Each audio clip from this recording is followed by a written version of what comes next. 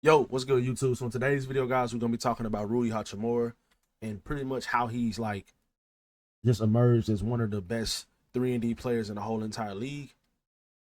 As you guys can see it by this graphic by the lead SM, Rui Hachimura has the lowest opponent field goal percentage as the closest defender over the last 10 games. And this was posted on February 24th, so this was before the Mavericks game. But he also had another great performance in the Mavericks game too, protecting the rim, switching on opponents. He even had to guard Kyrie a couple times. I feel like he was pretty solid in those situations. But just in general, Rui Hachimura is the X factor to the Lakers being a serious championship contending team and just a playoff team that can go to maybe the second round. If Rui Hachimura continues to play the way he's playing, he's shooting 50% from the 3-point line this season and catch and shoot threes, which is absolutely absurd because he's been getting a lot of open threes, and he's going to continue to get a lot of open threes because you have defenses paying so much attention to Luka, LeBron, and Austin Reeves even now too.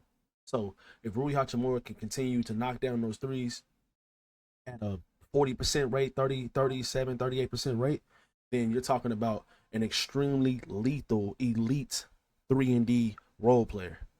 Rui Hachimura, in my opinion, is the best fourth option in the entire league. He's a 6'8" forward that can shoot the mid range. He can get to the rim. He'll dunk on you. Pretty athletic and he's strong. So if you put him in the post against like smaller guards or thinner forwards, then he can really back players down, get a good shot, draw a foul. He can go to the free throw line, knock down over 70% of his free throws as well. So Rui Hachimura is an extremely valuable piece to this Lakers team, and I feel like he can literally take this team to a whole nother level. Like that game against Denver, Rui was amazing in that game. I mean, he was absolutely phenomenal. Like defensively, offensively, he was the difference. Well, I'm not going to say he was the difference, but he was a huge reason why they won that game. So Rui Hachimura, guys, is just one of those players. Like I said earlier, he is an elite 3 and D role player. Every single championship team has that. They have those elite 3 and D role players. When you look at like teams like the Celtics, they have Derek White. They have guys like Drew Holiday. All of their players can play defense and shoot the three ball. And Rui is always, and then on top of that, I want to shout out Rob Pelinka as well because when this trade went through a couple years ago, when this block right here was crazy, by the way. I don't know how he didn't get a tech for taunting, but we kind of want to go away from that anyways. But just in general, when Rob Pelinka traded for Rui Hachimura and he gave up Kendrick Nunn, who's no longer in the NBA, and just like 3 second-round picks, he absolutely fleeced the Washington Wizards. That was a fleece. That wasn't just a good trade. He fleeced the Wizards. I don't know what they were thinking, but this trade definitely helps us out more than it helps out the Wizards, obviously, because Kendrick Nunn is not even in the league no more. And Washington is still rebuilding, and I don't think they're going to be done rebuilding in a while. Same thing with Dorian Finney-Smith, trading D'Angelo Russell, who is actually a valuable player in some spaces. But as you guys can see, like on this clip right here, on this play right here, when you put guys like Max Christie, who is a phenomenal defender, and I miss Max a lot, but when you put guys of his stature on Rui Hachimura, he has an advantage in the post. And we're gonna have to run offense through him at times because some teams might have advantages in different places, but the Lakers are always gonna have an advantage when it comes to Rui Hachimura being guarded in the post by smaller guards. And on top of that, when he's defending the way he's defending, and that was the biggest question mark. If Rui is gonna be in the starting five, then he has to be able to play elite defense. And he has been doing it as showed in the graphic from earlier. And look, he's making plays all over the place. And then on top of that, the most important thing for Rui is the rebounding. When he can get you 6, 7, 8 rebounds, your team is going to really flourish at that point because that's been his weakest attribute, in my opinion, for the Lakers. He's been lost at times defensively, but JJ has this guy bought in, and I think he's playing better than he's ever played. He played great in the 2023 playoffs, the year they made it to the Western Conference Finals. He played great in that series, but I just feel like that the team just fit very well that season. I feel like LeBron and AD was really really good that season. I don't really think Darvin Ham is a great coach at all. I don't think he's a good coach at all. I think JJ is a much better coach. I think he has Rui Hachimura bought into his role. I think he has Rui Hachimura in the great spots to just flourish in his role. And I think he understands exactly what he has to do. Just like in some of the clips that we seen from the Mavericks game a couple of nights ago. JJ was telling Rui where to go. He got a pretty much a dagger layup. And see, these are some the Lakers missed a lot of shots in this Dallas game. Shots like that Rui just missed, he's not gonna miss a lot of those. He's not, because he's a 50% catch and shoot 3-point shooter, and he shoots 40% from the 3-point line just overall. He shoots over 40%.